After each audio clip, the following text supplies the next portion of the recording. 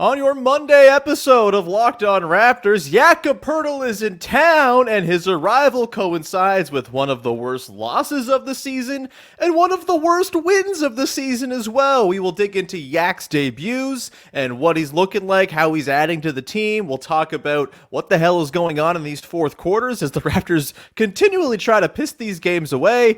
It's a weird team. We're going to talk about it with Big V next. You are Locked On Raptors, your daily Toronto Raptors podcast, part of the Locked On Podcast Network, your team every day. Hey, what's going on? Welcome to episode number 1341 of Locked On Raptors for Monday, February the 13th. I'm your host, Sean Woodley. I've been covering the Toronto Raptors now for 9 seasons on various platforms. You can find all of my work over on Twitter at WoodleySean. You can follow, subscribe to, rate, and review the podcast for free on your favorite audio podcast apps. And you can also go to YouTube, hit the big red subscribe button. We're pushing towards 3,000 subs over there on the YouTube channel. So please go join the chorus of folks who have hit the button in support of the show.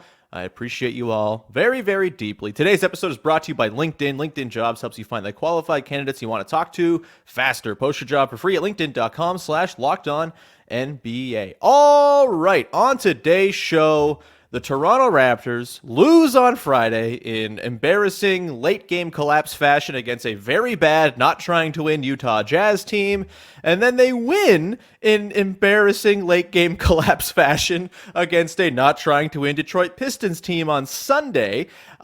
Sprinkled into both of those games is the arrival of Jakob Poeltl and the changing dynamics of the team around that.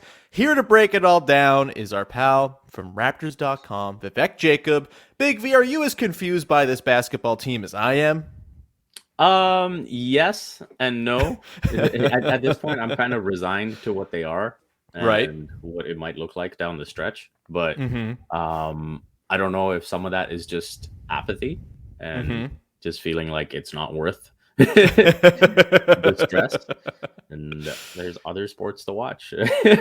And so, yeah, I'm just kind of, doing my job at this point and let this team do what they do.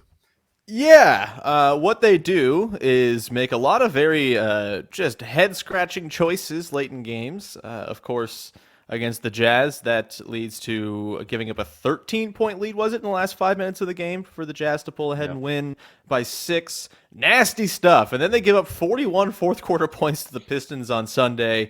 It still felt like they were mostly in control of that one, maybe like another 35 seconds in which to make terrible decisions late in the game, managing the clock, then perhaps it would have come back around on them. But they hang on. They win. They're 27-31. Let's start with Jakob Poeltl, shall we? The new shiny toy on the Raptors, who's very fun, as it turns out, throwing cool little bounce passes, blocking shots at the rim. 3 blocks from a Raptors center. What a beautiful world we live in. He had, of course, the 3 blocks against the Pistons. Thoughts on Jakob Poeltl's first couple games here back in Toronto? Just 17 minutes against the Jazz. He was an even in the game, which was one of the better plus-minus marks on the team. And, of course, famously did not play for the final few minutes as the Jazz were running to the rim like it was a layup line in high school. And then, of course, you get a start from him, 25 minutes, 6 points, 5 boards, an assist, 2 steals, and 3 blocks, plus 11 to lead the team on Saturday as well. The team looked a lot better when he was on the floor. The defense makes a lot more sense when he's on the floor. Overall impressions of the first weekend of Yak back in Toronto. Yeah, having a real center is good. And yes. Wow. Breaking news. No, I think you look at the way he helps. So I should start from here. Sure. I thought in terms of the Raptors addressing their need at center based on the roster makeup that they needed a shooting big. Yes. And I was curious then after the acquisition of Poeltl, what does this look like? What does it look like with a non-shooting big? And turns out, like it always has, because they've not had shooting bigs ever. That is Marc Gasol erasure, and I will not tolerate it. You know what I mean. I mean, since the before times, they haven't had a center. No, I'm joking. I'm joking. And I think the really good thing about Jakob is his passing ability. And even Fred just flat out was like, he's a playmaker. Like, you can call him a center, you can call him whatever you want, but he is a playmaker. And you can see that he's always got eyes for his teammates. Even when he's taking it to the basket, like the second he recognizes there's two coming at him to contest at the rim, he knows where his teammates are and he's able to find them, which is amazing, for just his second game back. And so I think that element of it, how you improve spacing with passing versus like just straight up a shooter has been interesting to watch play out. And obviously it'd be nice if, say, for example, that Detroit game, you had more than one credible shooter in Fred VanVleet. But, would be swell, yes. But I think, in terms of shot creation, that way, I think it's been awesome. And then obviously the screen setting, like that first game, you saw guys literally come off screens and hesitate for a second because it was like, whoa, I'm wide open. Yeah, that's like a situation where you're on skis and you hit like a tougher downhill than you expected, and you're just like, oh my god. Eventually you learn how to, carve and slow yourself down, but initially you are on the way into a tree with no break in momentum. Yeah. And then you already mentioned the defense, like just having a rim protector, having possessions end where Jakob is able to, just use his size and be like, okay, we are done playing defense on this possession. Like, let's get the ball and go. And I think that obviously alleviates a good chunk of the pressure that this team has to deal with. Gary Trent Jr. talked about how, it was nice that he went for a swipe at the ball and completely missed. And then Jakob Poeltl is contesting at the rim. And it's like, whoa, this is a lot better than how it used to go. Yeah, he does a lot of stuff the Raptors have badly needed, right? And I know they've tried to make the Precious Achiuwa or Scottie Barnes thing work at center, and there are times where it does look pretty good, and I think having those guys as sort of offensive threats at the nail, on the short roll, in the middle of the floor, always a pretty nice thing to have, in particular Scottie, obviously, but Yak just brings center skills to the table in a way we haven't seen in a long time. And I'm glad you brought up the screening, because that, to me, is just the most glaring new thing. And I think Fred VanVleet, more than anybody else, is just like so thrilled to have a big dude setting real hard screens for him once again. He's like, it's like a human slingshot situation with Yak compared to what it's been screening wise of late. And everything in basketball is about finding space and exploiting it. The Raptors have been miserable at finding space to exploit all season long, and Jakob Poeltl injects new space. It's different space. It's not like it's, spread to the corner, spread pick and roll type space because of the shooting on the team, but you still give a good ball handling guard, extra space going downhill, extra room to pull up for three. I think Fred's going to be maybe the biggest benefactor of the Jakob Poeltl arrival of anybody, and that's really exciting stuff. I mean, the big-to-big passing, early finding, I think it was the Pistons game, finding Scottie Barnes underneath, those quick passes on the short roll. I think it's all going to be very nice and intertwined between Siakam, Scottie, and Yak. Having three dudes who pass that well playing across your front line, that's very exciting stuff, even if it's very light on shooting at the moment. Although Scottie Barnes happily pulling away a little bit more often, and Pascal burying them of late as well. I think as well, obviously, I know there was a lot of consternation about Jakob Poeltl maybe coming up a little too high on pick and roll coverage. That's not really his bread and butter. He played a ton of drop with the Spurs. He is quick, but he's not that quick to stay in front of guys that far out. I think we got to wait to see till after the All-Star break before really making any proclamations about how they're using Jakob Poeltl defensively, just because there hasn't been any time to implement stuff. Nick Nurse, of course, has been away from the team over the weekend. They've practiced just once, I think, since he came in, and there's going to be more time to implement some stuff, install some defense around what Jakob Poeltl does well. This will be the test, of course, for Nick Nurse to be adaptable to what his defense has been all along, but I think just a little bit more conservativeness with the way they use Yak in the pick and roll, I think will come eventually, and I think it should come because that's where he's better. We saw a couple of blocks in drop for him yesterday, which were great to see. And he also, I think, if they are going to play this more sort of aggressive defense, I still think he can be a help in that regard as well. It's not like he's going to be totally out, out to sea if they're playing this aggressive scheme all the time. And I think it's because he's so good when he is at the rim there to clean up those messes. Even if he's not going to get the block, he's so good at impeding the runway to the basket for whoever's driving it, gives the help blocker time to come over and make a play. I think we saw that with Pascal Siakam in a couple instances against the Pistons.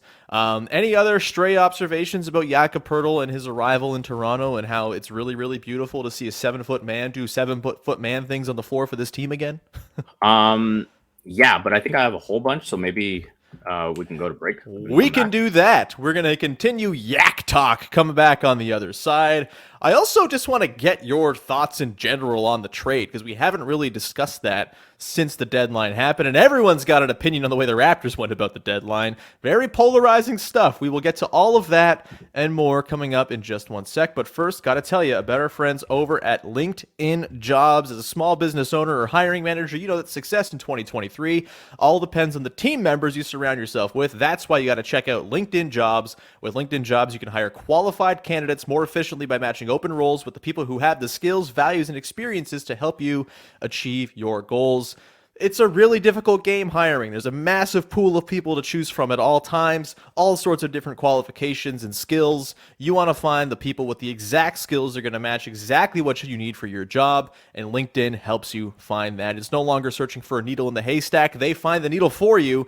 They go beyond resume data by using insights from your job post company and 875 million member profiles to put your post in front of the most qualified candidates. You can identify those candidates on LinkedIn Jobs and connect with them fast and for free. It's why small businesses rate LinkedIn Jobs #1 in delivering quality hires versus leading competitors. LinkedIn Jobs helps you find the qualified candidates you want to talk to faster. Post your job for free at linkedin.com/lockedonnba. That's linkedin.com/lockedonnba to post your job for free. Terms and conditions apply. All right, we continue on here with your first listen of the day. Big V, Vivek Jacob of Raptors.com is here, digging into the Raptors' bizarro weekend of 1-1 ball against two very bad teams.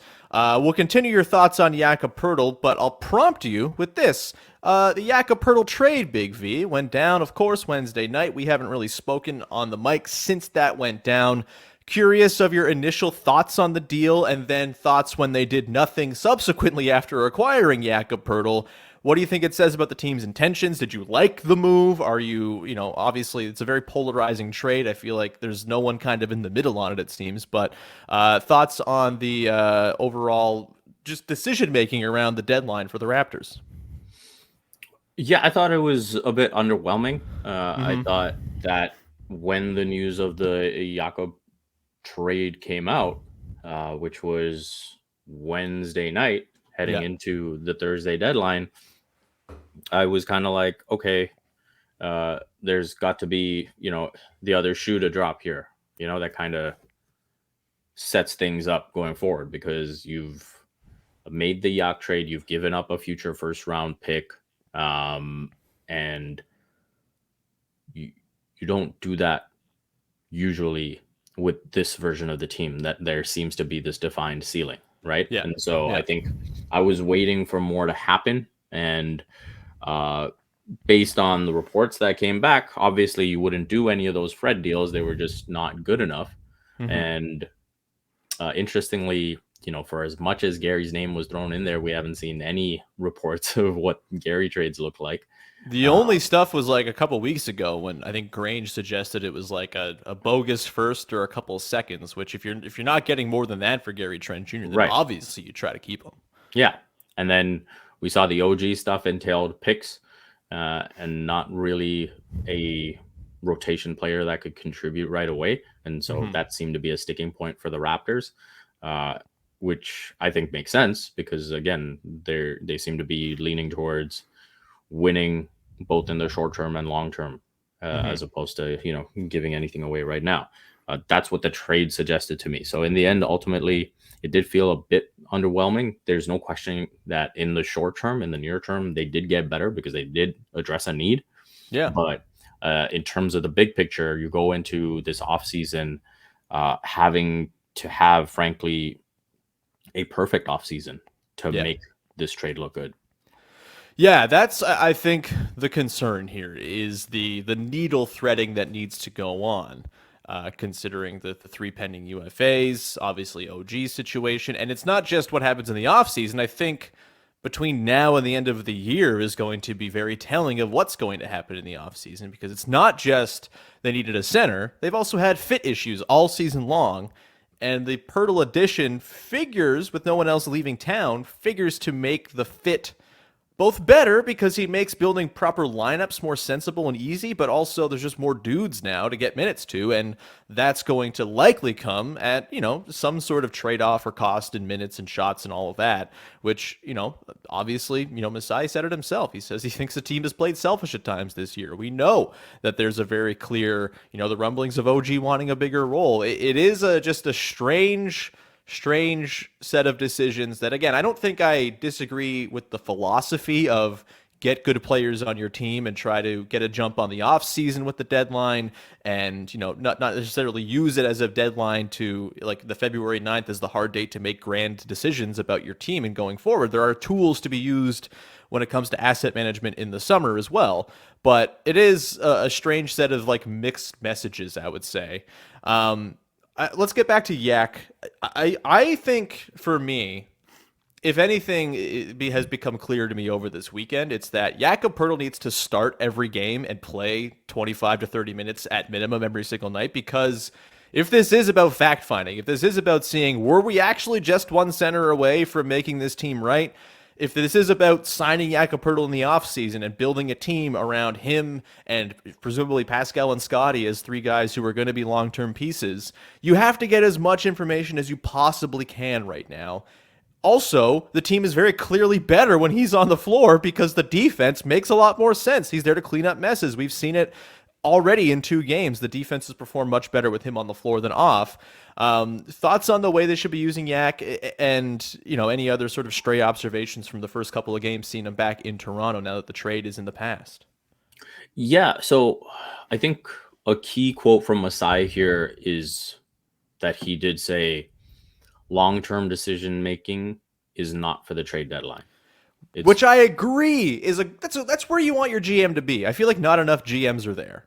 He's the president, whatever, same. Yeah, and so I think if we do see significant changes, if we do see one of the core moved, then that will happen in the offseason. And so I do think this is part of figuring out what the core should look like going forward. And so I think they very clearly saw the need for a big like Jakob Poeltl, and you don't give up a first round pick if you don't have plans to re-sign him. So I think he is part of the core going forward for sure. Scottie Barnes, we know, is untouchable, so he is a part of that as well. And frankly, I think beyond that, every other guy you can make a case for in terms of potentially something happening in the offseason. And obviously some would be a weaker case than others. But I do think everything will be on the table this coming offseason. Yeah, definitely. And then as far as like using Yak, are you with me? Like, should it just be like you throw him out there as much as you possibly can? I was certainly displeased to see him taken out in the late going against the Jazz. Yeah. Sorry to go off on like where you think Yak's usage should be, and I guess like, what are the intentions winning wise for the rest of the year? Do you think it's more of a piecemeal, let's experiment and see what works, if we lose, whatever? Or is it a let's go try to make the play-in type of situation with Yak? Because I think that'll probably be telling, when it comes to how much he's playing and where he's playing as well. Yeah, no, I think he should be playing as much as possible, but I would say that I think they should be trying as many variations around him as possible as well. Yeah. Right? Yeah. Really trying to figure out what works best for this group. We saw the anti shooting lineup as the starting lineup, where it's just Fred and everybody else. But I think he will definitely be a focal point going forward. Scottie, Precious has got to get his reps down the stretch as well, because we know the potential that's there, and so you got to squeeze out as much of it as you can. Pascal is going to be on an all NBA mission, so Yeah. He's got to get his minutes. And so I think it'll be interesting to see how all of that plays out.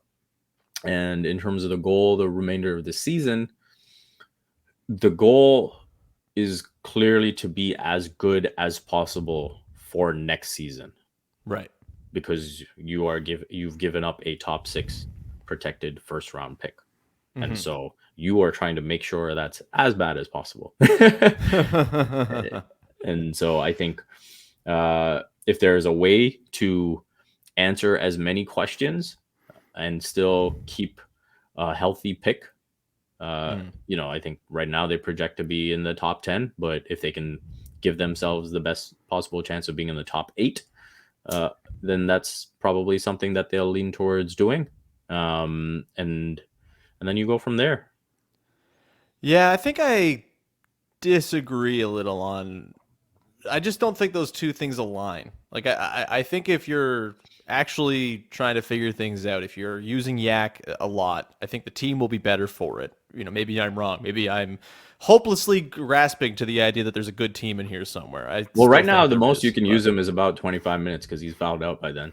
Yeah, I mean, that I'm not worried about. He's like, he didn't foul out once all year with the Spurs. I feel like this is sort of joking. Like, yeah. Oh, I mean, there's some people who aren't joking, surely. 6 fouls, they're like, yeah, sometimes guys foul out, especially when they're getting used to new defense and all that. I would imagine he'll rein that in. And again, I think that's more of a thing that'll, much like a lot of things, I think it'll be kind of smooth during the All-Star break when they get some time to sort of, reassess things. But I don't think you can both test all these things out, try to establish roles, get people to be happy and want to stick around, all of that, and also be really worried about where your draft pick ends up. Like, I feel like if this goes as is hoped, and Jakob Poeltl is the fix to a lot of the problems that we've talked about all season long, then the team's going to win games, and that's good, and they should just do that and get the fun times you get in the play-in and the potential experience of a playoff series if you make your way in. I don't know, just because of the sort of other factors. It's not just there's no center. There's the role definitions, guys overlapping, and I feel like you can't have your cake and eat it too, of still having a good pick while also figuring out things in a way that's going to benefit you going into next year, if that makes sense. Are you concerned about just like, OG's been out, obviously. Gary Trent was out Sunday. Are you concerned about the logjam of dudes once those guys are healthy? They obviously need to see what those guys look in lineups with Yak. I feel like there's plenty of optimism. There should be optimism about what those lineups could look like. I think like a Fred, Gary, OG, Siakam, Yak lineup could be awesome. You could swap in all sorts of dudes in those groups. Scottie in for Pascal, Scottie in for Fred. You can make lots of different combinations work there. Are you concerned about how you integrate OG back into the team now that Yak is there? There's one less starting spot in theory spoken for, unless they're going to bring Yak off the bench, which I don't think they should do. It's a really hard puzzle to figure out, and I guess kind of speaks to the difficulty of the task the Raptors have saddled themselves with here. Maybe it's a thing where we've won a title, we built a championship team. Let's make this as hard as possible for us. Let's give us a challenge off season just to keep us feeling alive. But all these different sort of contending elements and factors and tensions feel like it's going to make this a very challenging last 25 games or so to manage for the coaching staff and the players involved in all of what's going on. Yeah, so I think the one thing Jakob Poeltl offers when this team is fully healthy is a definitive starting 5. To me, the best 5 players are Fred, OG, Pascal, Scottie, and Jakob. And so that is your starting 5. There's no more Gary versus Precious debate. They're both coming off the bench. And so I think there is some role clarity in that. How much more difficult, if they're all healthy and they're all and that's the lineup you go with down the stretch, how much more difficult does that make re-signing Gary in the offseason? Because, he's probably less inclined to take a bench role. That is something that we'll have to play out. But again, this is a team that has not been healthy consistently for a while. So the starters might just pick themselves, and we'll see, the lineups based off that. And so I think the clarity that Jakob offers in that starting lineup, the fact that he's a guy that doesn't need, 10, 15 shots a game or whatever it is interesting for the rest of the players, because I think it just makes life easier for them, and they can just not think twice about getting theirs. And we talked a bit of this, like when Precious was in the lineup, right? Like he's not someone that you're trying to get shots for. So the one thing that I did find interesting in talking to Yak was he was answering a question about just, I had asked him just about operating in the pick and roll with Fred. Yeah. And he expanded into like more big picture, just playing in that 5. Yeah. And he was kind of like, it's really different now, because when we were the bench mob, it was just 5 young guys running around. Sure. And now the style is very different, and everyone is very one-on-one. And so I might have to be more aggressive in terms of, when I take my shots. And so now it's like within 2 games, you've got a guy who's very team oriented already, wondering, well, okay, where do I get mine? Right. Or is it also, just a case of, him recognizing that in certain moments, he actually does have the best look, as opposed to, end of the shot clock. We're just going into this one-on-one thing where we don't get a good look. And so maybe I'm just better off taking that look that I passed up before. Yeah. I mean, I feel like if they actually go about trying to run a little more pick and roll with their traditional roll man center, those looks will just kind of come naturally within the flow. And if it's not a look, it'll be an assist to the corner or something like that. So I'm less concerned about Yak like commandeering the offense and joining the one-on-one brigade necessarily. But I do think for me, like, it's really important. I know we've kind of ragged on Nick Nurse for running a short rotation all season long. I kind of think now's the time to run a short rotation just with the 8 best players on the team. And they're 8 good players who you should be able to spread out pretty evenly, I would think. Like, I'm sorry, Malachi Flynn, he's not part of the long-term solution here. I'm good on that one. I think the same goes for Wancho. You could talk me into playing some of the younger guys some minutes here and there, even though the Delano Banton minutes continue to be horribly uninspiring and all of that. But, like, I feel like if you go Siakam, Poeltl, Barnes, OG, Fred, Trent, Boucher, Precious, and try to even the sort of minutes spread out there so it's not 39 minutes for the starters and 16 for the bench guys. Instead, it's, 33 for the starters and 25 for the bench guys. I think there is a workable rotation there. They haven't really shown much of a desire to have a workable, dependable rotation. I think maybe that should be something they consider, because these are the guys who matter. These are the guys who you're trying to evaluate. How do these guys fit? Who works? Who fits? Who are we going to try to move in the summer? Who are we going to try to keep? And those are the guys who matter to those equations. I think, Christian Koloko, Ron Harper Jr., those guys matter for future years, not so much for this year. We know they can be around if they want them to be around.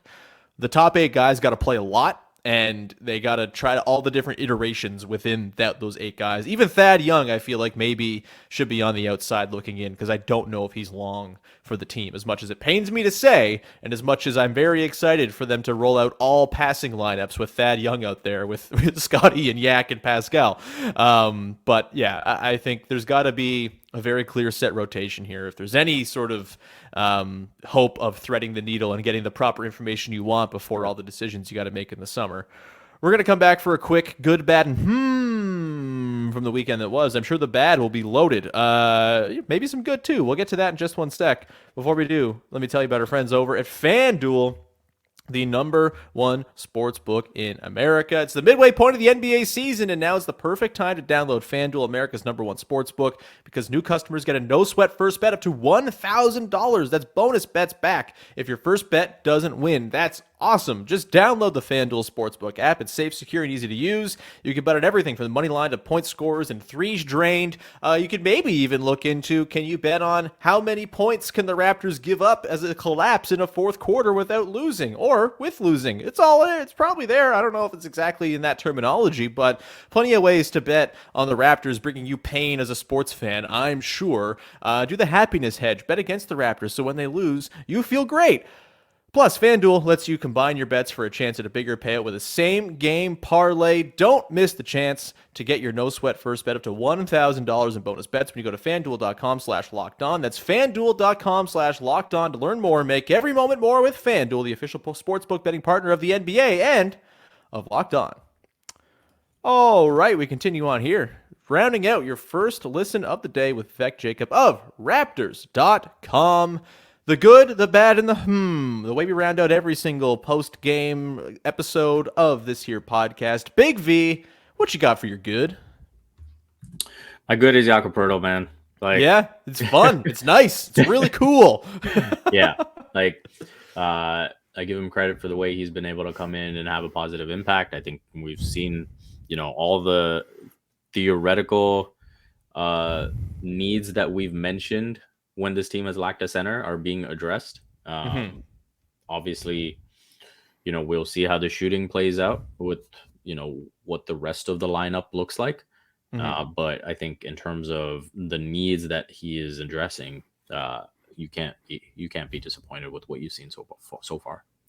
Yeah, really, really nice addition to the team. Excited to see him integrated even more and for the defense to maybe more suited to his strengths. My good, Chris Boucher, transition yams, baby. I don't know what got into Chris Boucher over the weekend, but two of the nastiest dunks I've seen a Raptor throw down in quite some time. There was another one, which I'll get to in my actually. But Chris Boucher, I don't think he's the best dunker on the team, but when he throws down a good one, it might be the most exhilarating because it looks weird. His body's like this just mess of limbs and sticks, and for that to end in such punishing yams is very good to me.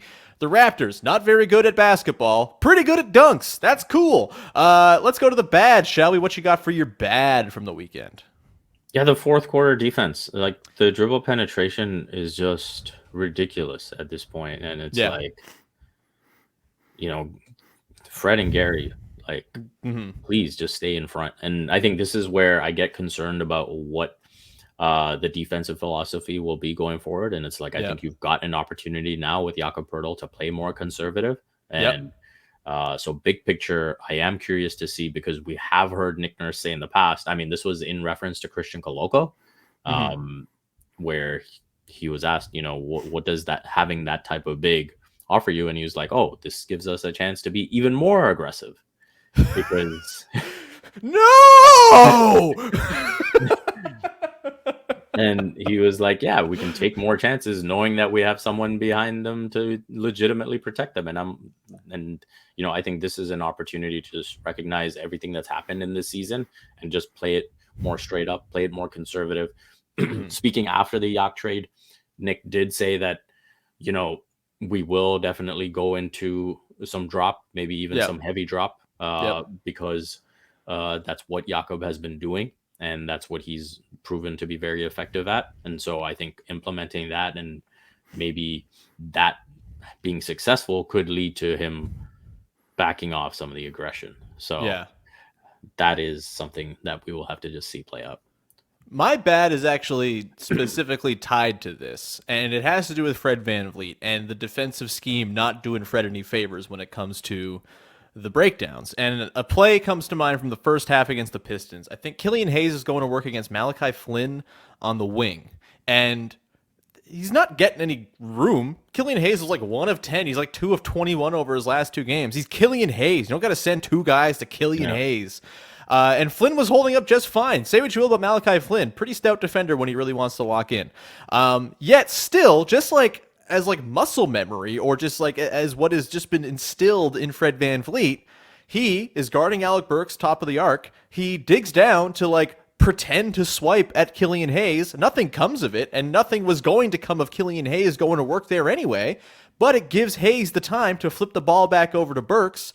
The ball was faster than players. That's how it works. And so Fred's scrambling back over, and there's just not enough time for him to get back over in front. Burks slithers through and gets to the rim for an and one. It's just like unforced errors, man. And it's just like, I don't know why in that spot you need to go and swipe down. Obviously, Fred VanVleet's great at digging in and getting balls free as a second defender coming in, but like, pick your spots more effectively. And I don't know if that's a Fred mistake or if it's just because the defense is what it is. That's just the move he's designed to go and make on defense. But I hate it. I really hate it. Just, you can have aggression without it being stupid aggression, I think. Yeah, no, just being more selective, right? I think the other thing that we've discussed on this show and complained about is, when you've got like under 5 seconds on the shot clock and you've done all this hard work and there's a kick out to a shooter, you don't need to do the flyby at that point, right? Like the Raptors in general with their schemes, they want the flyby contest because they want someone to, do the pump fake, put it on the floor and trust that a teammate by then will recover. And then that's how you work the clock down. Yeah. But at this point, under 5 on the clock, you're not trying to work the clock down any further. So just close out solid, as long as you do that, it's going to be a tough contest. And then you've given them no area to go to for open space either. Right. And those are things where you can just be selective about, when you're doing these things. And it's time for all of that to change. Yeah, for sure. We'll keep an eye on the schemes and whatnot. Nick Nurse is obviously going through some stuff right now. We don't want to dive into dumping on the schemes and coaching too much today. There will be time for that as the season goes along. But this is a very critical point in, I think, Nick Nurse's career as Raptors coach. These next 25 games, as much as it is for the players in the front office, Nick Nurse, I think, is going to be super evaluated here as well. Let's go to the shall we? What you got for your For my I was actually gonna go off the back of what you had said. I don't think there's much else to really discuss here, so I'll let you start with your Sure. So I was talking last week on the radio on this show about what made me excited about Jakob Poeltl's arrival as it relates to Precious Achiuwa and potentially funneling his development more into like a wing archetype than a traditional big archetype.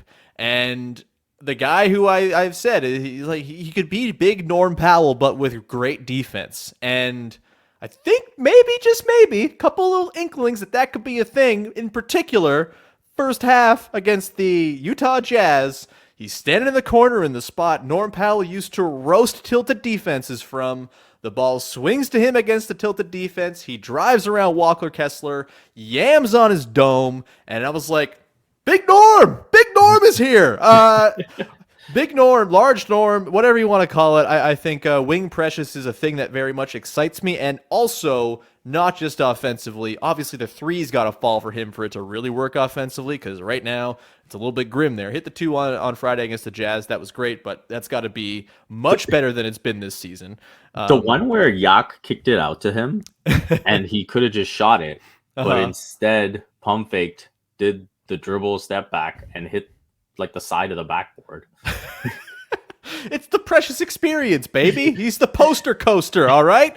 But yeah, I on defense as well, I think if you are able to play a bit more of a conservative drop scheme with Yak, I just feel like if you have Precious on the wing, you have OG on the wing, you got Pascal, even Scottie, there should be enough wings to corral potential drivers to really make Yak's life easy at the rim. And I just think Precious could be one of these sort of vehicles by which they improve their perimeter defense if he's just kind of out there all the time. So that's my It's 1 or 2 games of seeing it, but Precious on the wings is, to me, pretty thrilling stuff. What you got for your Did you have something? Did you come up with something?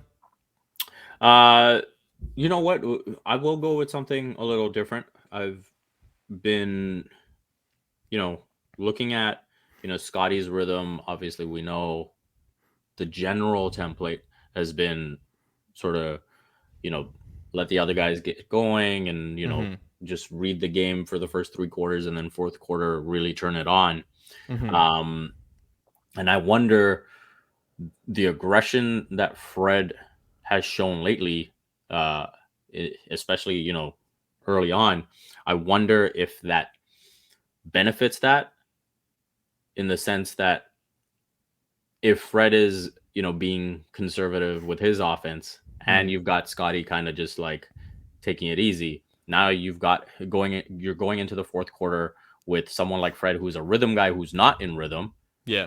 And just, hoping Scottie just does his thing, right? Sure. And so now at least potentially you've got a situation where it's like, okay, Fred knows what Scottie's approach is going to be. And so he's just going to take the reins and be like, hey, I'm going to be in rhythm fourth quarter. If you need me, I'm there. At least that element of it is secured. Mm-hmm. And then Scottie, if he gets it going, even better. And so I think how that dynamic plays out is going to be important to evaluate. And then, as long as Pascal is cooking, obviously he's the number one. Yeah. But yeah, I think that element between those two is interesting. Yeah, and honestly, I think an aggressive Fred benefits everybody, right? Especially if as long as it's not like, he's sizing up dudes one-on-one and just kind of going to work in boring, bad possessions. And we're seeing less of that because of Jakob. Right? Exactly. That's the thing, is and this has been my thought on the Raptors and why, kind of my theory as to why they've been a pretty good crunch time offense over the last couple seasons. It's that when they're playing just within the flow, there are so many threats on the floor, shooting or not. Guys who can cut, guys who can drive, guys who can go post someone up, guys who can hunt a mismatch, whatever it is. Within the flow of the offense, when you're screening and rolling, you get short rolls, you get cuts, you get guys moving around that. When they're playing as intended, it's really hard to stop because a lot of guys can burn you. And I just feel like Fred being aggressive and using the pick and roll to get himself into a groove is eventually going to benefit everybody. It's kind of the same theory as to like Pascal goes nuts for the first 3 quarters, then the team starts to sell out on him, and the bunch of great looks come out of him passing as a result in fourth quarters. Like, if your best players are playing well and they are hunting looks and they're aggressive, it's eventually going to change the way the defense has to guard you and thus create opportunities for people elsewhere. And I think an aggressive Fred, as much as people don't love Fred shooting all the time, deal with it. It's what he does. They need his 3-point shooting very, very badly. It's 6 of their 11 yesterday, for example. I think he opens up a lot of opportunity elsewhere for guys like Scottie when he is kind of hunting his looks early on. And I think, Yak helps with that. The amount of space he's going to have coming off of Yak screens, either off ball or in regular pick and roll, that's all going to be beneficial. That's a good one, Big V. To close this one out on, anything you would like to plug or whatnot before we round out the show here? Just the usual stuff, Raptors.com. You can find my work there, and you can follow me on Twitter at Vivek Jacob. Hell yeah, dude. You can find me over on Twitter at Woodley Sean. You can follow, subscribe to, rate, review the podcast for free on your favorite audio apps and on YouTube, so please be sure to do that. And we will be back tomorrow. I'm working on a bit of a guest. We'll see, TBD. If I don't have a guest, we'll maybe do a mailbag or something like that. Either way, she'll come back tomorrow. We'll have a recap of the Magic game on Wednesday morning as well, and that will send us off into the All-Star game. By the way, congrats Pascal Siakam. We didn't talk about that. He's going to the All-Star break. His wonderful vacation in Cancun canceled. Poor guy. He'll have fun in Salt Lake City, right? Right? We're out it there. Thanks so much for talking or hanging. We'll be back again on Tuesday. Bye-bye.